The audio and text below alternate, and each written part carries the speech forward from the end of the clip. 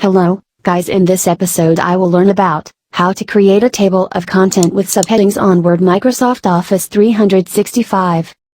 If you like this video helpful, then don't miss to like and share. Also subscribe to my channel to get new tips.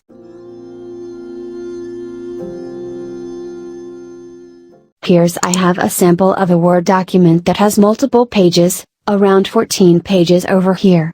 There are some heading and some subheadings. So prepare heading and subheading in documents.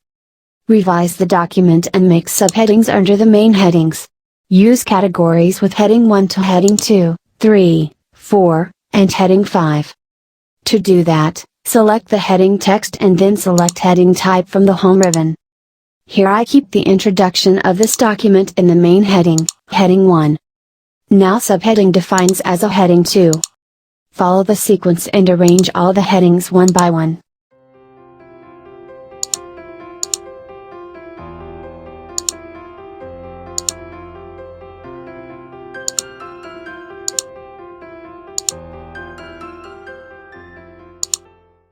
That's it. I applied in the whole document that would like to show on the first page in the table of content format. Then, make the top page blank. Keep typing arrow at top of the page, and insert a new page. Select Insert tab and click on blank page. Here my first page is not blank, then, move the cursor into the first blank page where you add a table of content.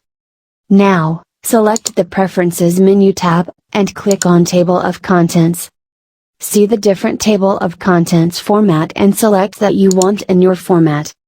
See all the heading are converted into table of content with the page number. That's a good option. If you wish to change the heading and make more subheadings, then, select heading titles and apply for different heading numbers. I applying this heading to heading 4. Apply more changes to other headings and update the table of content to get the changes. To update the table, move to the table of the content page and click on the down arrow button. Then select the Update Table option. Select Update Entire Table and click on OK to apply changes.